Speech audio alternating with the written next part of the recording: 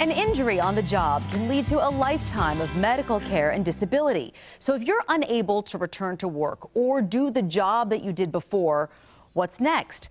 Welcome attorney Brad Smith and Social Security advocate Brandon Ashburn of Campbell and Associates. Welcome to both of you. Thanks for being here. Thank you. Great to see you.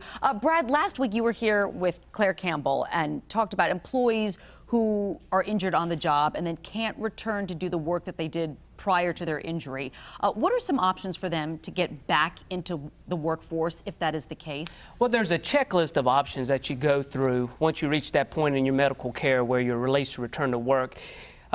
Maybe the employer that you were working for at the time of the accident has another job for you. If not, maybe you need to find a job with another employer. And if that's not a possibility, then you have to look at retraining and going back to school and obtaining some additional skills to make yourself marketable again. Is an employer required to help an injured worker become retrained? No, not necessarily. It depends on the case. It depends on the circumstances. Now, there are instances if you're unable to return to a job with that same employer or another employer, they may want to retrain you, and the employer may voluntarily agree to pay for that. You can also ask the Industrial Commission, the employee can ask the Industrial Commission to order that be done. That's typically done through a process called vocational rehabilitation. Okay. Brandon, let's go to you. When does an employee's eligibility for Social Security benefits come up? Colleen, I'm glad you asked that question because it's one we get a lot. And there's no simple answer. You know, a lot of folks think that if you can't return to the job that you were doing at the time that you became injured, then you're a shoo-in for Social Security. Right. And that's not really the case because Social Security is going to look at other factors. They're going to look at your age, your education, your work experience, and also your injuries.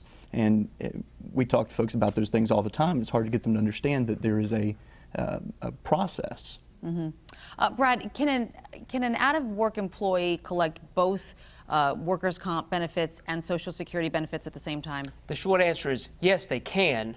Practically, however, there may not be any benefit in doing that because there's a credit that Social Security will receive for any workers' comp benefits you receive. Most of the time, what you receive in workers' comp is more than what you're going to receive in Social Security disability, so there's a complete offset. Okay. If an employee is out of work for a while, for more than a year, let's say, is it a good idea to start a Social Security application?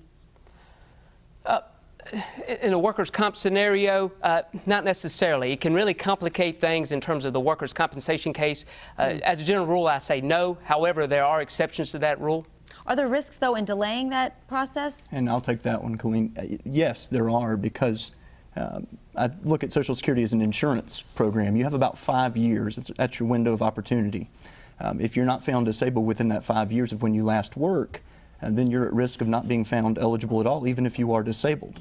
If you also delay filing, then you're delaying your potential recovery down the road because Social Security will only pay you up to 12 months before you actually apply. It sounds a little complicated.